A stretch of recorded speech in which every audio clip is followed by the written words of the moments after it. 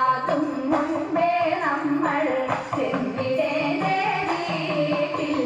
കുടവനായാലും പുറത്തിയായാലും കുറവിൻ ഗുണമെന്ത്? പരവയറിനും വിഭവമുണ്ടെങ്കിൽ പരമാനന്ദമായി കൂടാം. പണിയും തൃപ്പണി പണിയും തങ്ങളിൽ പിണഞ്ഞുണിക്കുന്ന കാലം.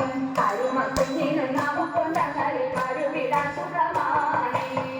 നാട്ടിലെല്ലാം അതുപോലെ ഭിക്ഷ തേടി തേടി, വീട്ടിലെല്ലാം ഇതുപോലെ പാട്ടുപാടി പോകാം.